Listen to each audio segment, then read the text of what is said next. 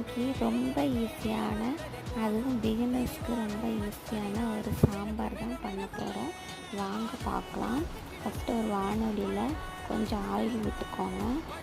அப்புறம் கட் பண்ணி வச்சுருக்க வெஜிடபிள்ஸ்லாம் போட்டுக்கலாம். தேவையான அளவு மிளகு பொடி போடுங்க. 1/4 ஸ்பூன் மஞ்சள் தூள், 2 ஸ்பூன் மல்லித்தூள், தேவையான அளவு சாம்பார் பொடி இவ்வளவும் காய்கறி முங்குற அளவுக்கு தண்ணி விட்டு கொதிக்க விடுங்க. பாதி வெந்ததும் நம்ம வேக வச்சுருக்க பருப்பு அதில் போட்டு கூடவே கருவேப்பிலையும் போட்டு 5 மினிட்ஸ்க்கு அப்புறம் புளி கரைச்சி வச்சுருக்கோம் அதையும் போட்டு வேக விடுங்க. நல்லா வெந்ததும் இறக்கிக்கிட்டு இப்போ நம்ம தாளிக்கலாம். தாளிக்கிறதுக்கு எண்ணெய் விட்டு கடுகு, ஜீரகம், கருவேப்பிலை, மிளகு, காஞ்ச மிளகு இவ்வளவும் போட்டு தாளித்து விட்டுருங்க. அவ்வளோதான், சூப்பரான ரொம்ப ஈஸியான சாம்பார் ரெடி. ட்ரை பண்ணி பாருங்கள். பார்த்துட்டு எப்படி இருக்குன்னு கமெண்ட் சொல்லுங்கள். வீடியோ பிடிச்சிருந்தா லைக் பண்ணுங்கள். பாய்.